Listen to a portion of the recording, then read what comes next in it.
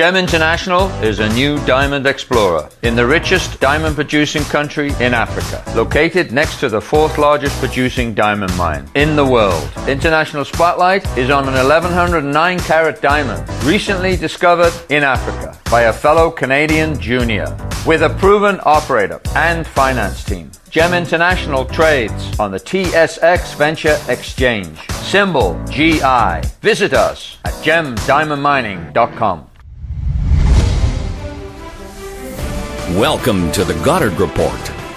Comments made on the Goddard Report and TalkDigitalNetwork.com are an expression of opinion only. Here is Jim Goddard. My guest is David Chesney, White Rock, BC City Councillor and editor of the White Rock Sun. Welcome back to the show.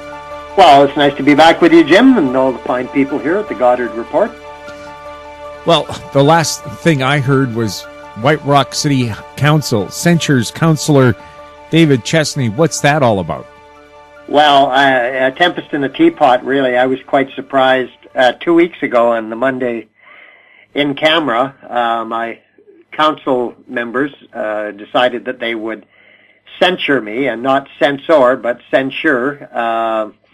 And it's an interesting concept. I think anybody listening that has any dealings, has ever had a dealing with a strata, will understand what I'm talking about, because city councils quite often are dominated by people or a party, and that's certainly the case in White Rock. 4 of the 6 members of council, they wield all the weight. They ran on a slate of the White Rock Coalition.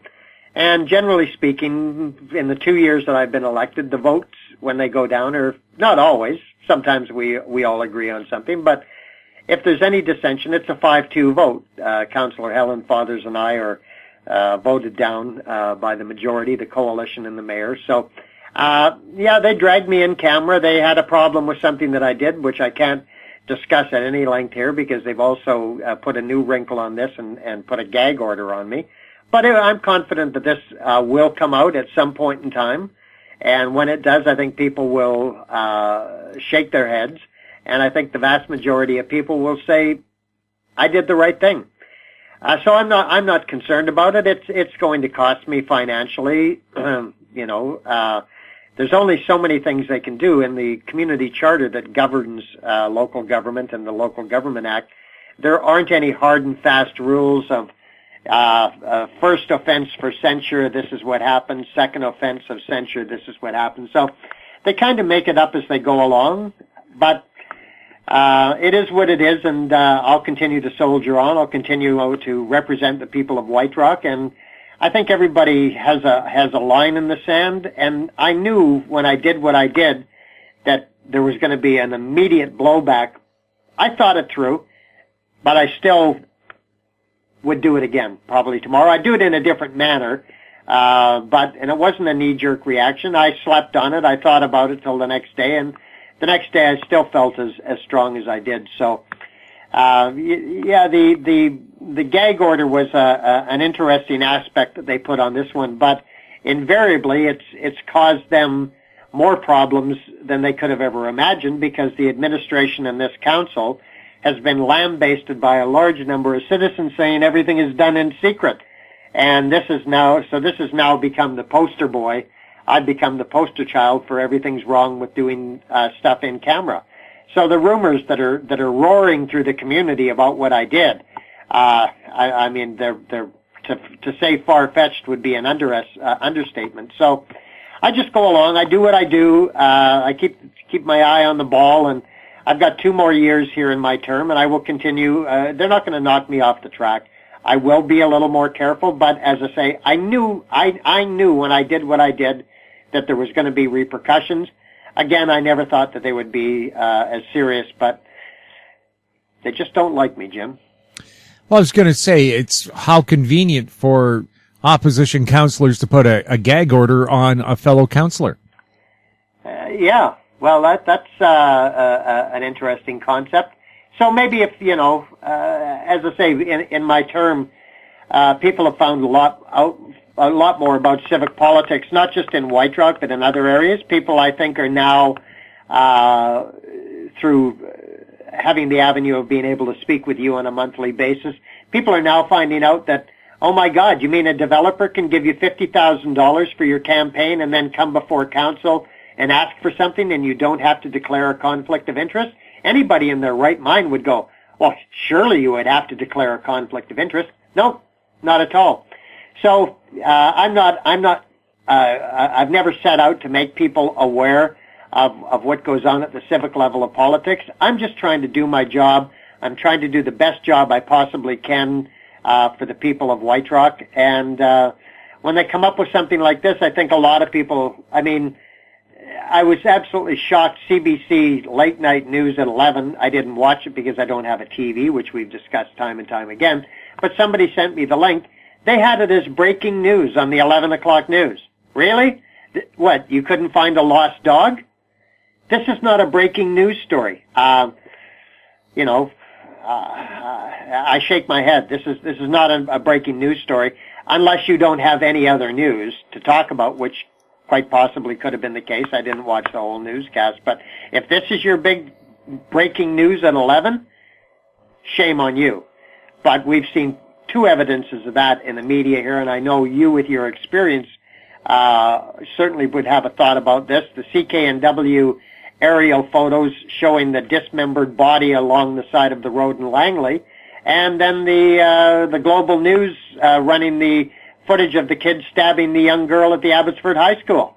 Shame on your house. Shame on your house, you people.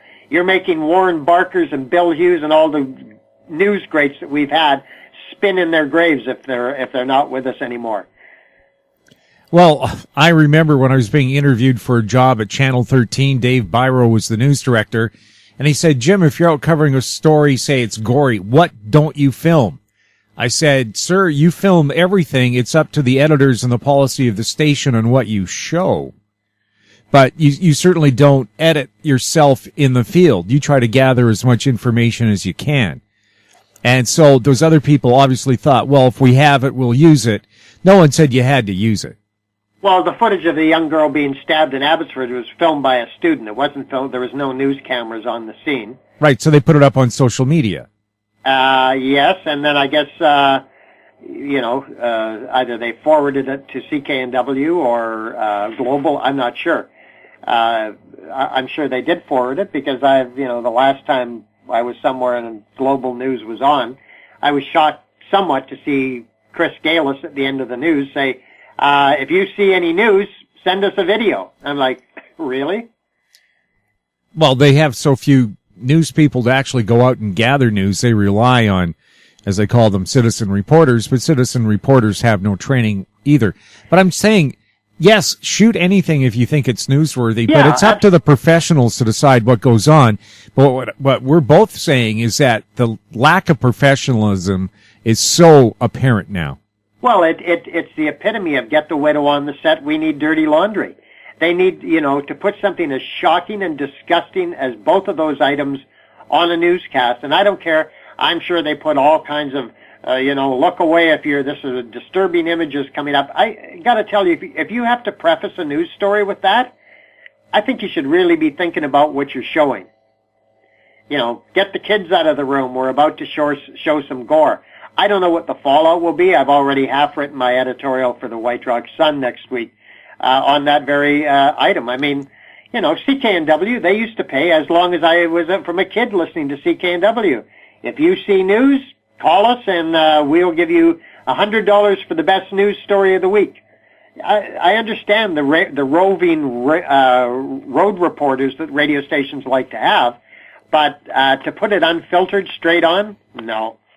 No, because I have the White Rock Sun, I signed up for WX 1130 and CKNW breaking news alerts. So I actually saw, I saw the breaking news alert, shooting in overnight murder, or whatever the headline was in Langley, and I clicked on it, and I was horrified. I was like, oh my God. Like they obviously filmed it from the eye in the sky or whatever their traffic report plane's called. And there you could clearly see parts of the bodies spread along the side of the road. And I was sickened. I just thought, I can't believe you would do something like this. Or are they that desperate for ratings? Well, there is that too. I think the backlash I think a lot of people may have just been turned off enough to go, I think I'll just switch my dial. To me, it's shades of ISIS, showing them beheading people or burning them to death. Yeah, I agree. We'll have more with David Chesney right after this break. I'm Larry Ray, President and CEO of American Manganese, Inc., listed on the TSX Venture, ticker symbol AMY, A-M-Y, with proprietary patents in the U.S., China, and South Africa. Our focus is on recycling lithium-ion batteries for electric vehicles. China recently legislated the responsibility for recycling onto their electric vehicle manufacturers and importers. For more information, please visit AmericanManganeseInc.com or phone me, Larry Ray, at 778-574-4444. In Goddard we trust. Welcome back. We're speaking with David Chesney. David, one of the rumors I've heard going around is that there's talk of amalgamating White Rock with Surrey. Any truth to that?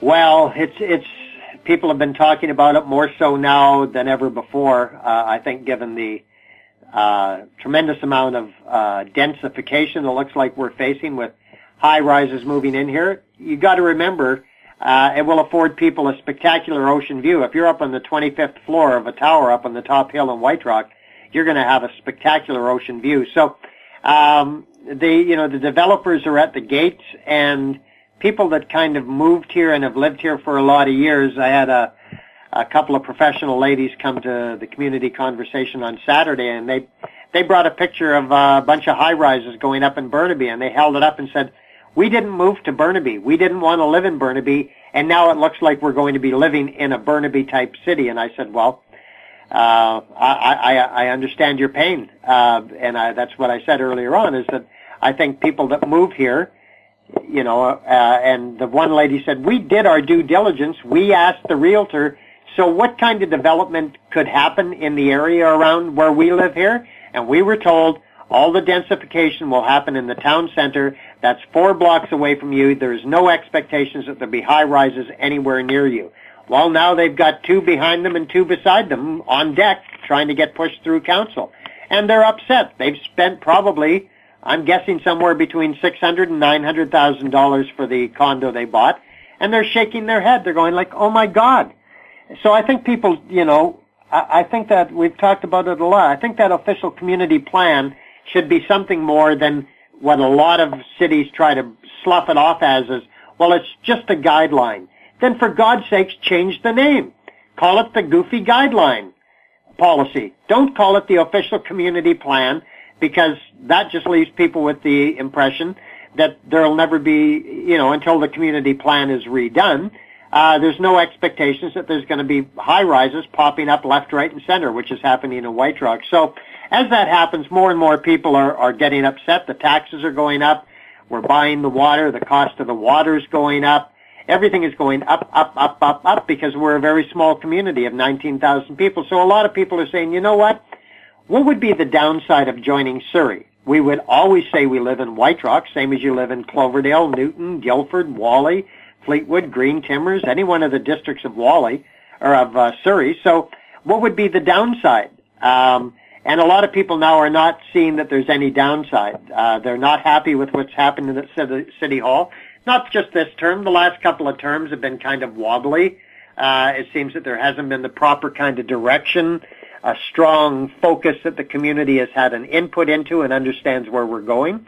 So, there's a lot of talk about it. There's been some meetings, rather clandestine kind of meetings, held in some coffee shops in the evenings around here. Not surprisingly, I wasn't invited. But at the end of the day, how could it happen? Well, it would have to go to a referendum, which would mean that every single member of council would have to be in support of it. Well, that's not going to happen, but there is legislation on the books in the provincial in Victoria. They did the legislation a number of years ago for amalgamations. They could push the 2 Langleys back together, White Rock into Surrey, merge the Coquitlam's, merge the North Van and West Vancouver. That's very possible, but it'll have to come from the provincial level. And even for White Rock to go to Surrey and say, would you take us back?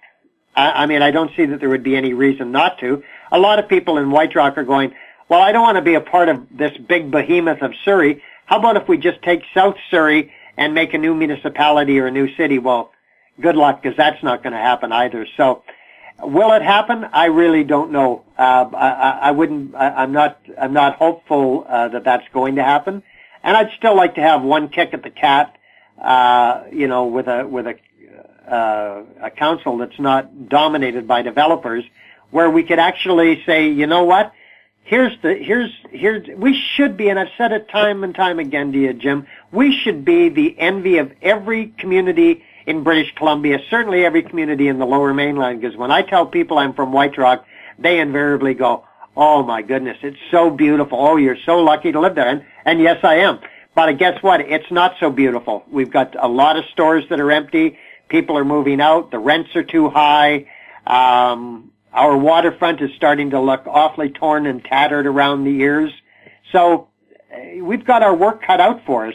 But I think that we should be able to just rock this town. And if we had 4 votes on the same page, I believe we could do that. And I'll try my damnedest for the next 2 years, and then I'll assess the situation. And if I think there's a couple other like-minded individuals, I'll run again. But if I thought I was going to go through what I'm going through right now, not a chance. David, how many firefighters are aboard an individual fire truck in White Rock? Well, when I see them going around the streets here on calls, I would say 4. Okay, in Surrey it's 2. That means when a fire truck in Surrey shows up, they can't effect a rescue because workers' compensation rules, WorkSafe BC says you have to have a minimum crew of 3 to respond and rescue somebody to stay with the truck, someone to go inside and get the person, and someone to stand by to rescue the rescuer if necessary. So you need at least 2 fire trucks in Surrey to show up for a call. In White Rock, in other words, people will still be rescued when that first truck gets there. That's the difference if you live in Surrey and White Rock when it comes to life and death. Well, I wasn't actually aware of those numbers, Jim, but there's a tremendous connection in our community with the fire department, though they've been greatly curtailed by the emergency BC ambulance services of what the firemen can and cannot do. They can basically stabilize. I think they can give oxygen, but that's about it. They can basically just be there to provide any minimal assistance that they can and comfort the person until the ambulance does arrive. There's only so much that they can do. But as a result of that, because of so many elderly in White Rock, a 911 call is, I wouldn't say it's commonplace, but if mom slips in the kitchen and down she goes and hurts her hip, or if dad has some heart murmurs or whatever, the first person through the door is always those nice men from the White Rock Fire Department. So there's a tremendous affection, and I think the people in White Rock, the majority of them, would never want to see our fire department leave us. Well, the problem is just if you go with Surrey, they're going to be undermanned. David, what happened at your community conversation last Saturday? Well, it was interesting. We had a good turnout. It was kind of a gray, cloudy, blustery day, which couldn't work for you or work against you. But there was probably about a half a dozen new people, and I always love seeing that. There are the regular people that are very much engaged and want to talk about the community and have their voices heard. But about a half a dozen new people, and as I mentioned, the 2 professional ladies that woke up and all of a sudden realized it looks like they're now living in Burnaby. And I applaud them for coming out and finding out that this is going on and coming there and making sure that they turn up and have their voices heard. They felt, I could tell that they were quite happy that there was somebody to talk to. They don't expect me to do a miracle. I can't stop the high rise from going up next to them. But, I constantly urge them to not give up. Don't give up. Keep up the good fight. Do everything you possibly can. Emails are a terribly impersonal way to deal with council. I've said it before. We have our phone numbers and our city-provided cell phones on the city's website. The number's there for a reason, folks, so you can contact your councillor. Do it. Be polite. Be respectful. Don't phone up and start yelling and screaming at them, because to be quite truthful, they'll probably just hang up. But engage them in every way you possibly can. Get to council a little early. walk up to them and talk to them before council. Wait for them after council. Talk to them after council. If you see them out on the street, which outside of Councillor Fathers and I is not something you see very often in the community unless it's a staged event where council has been invited to something. But my point is sending an email is only just the beginning. That's not going to provide much in the way of change by simply just sending an email.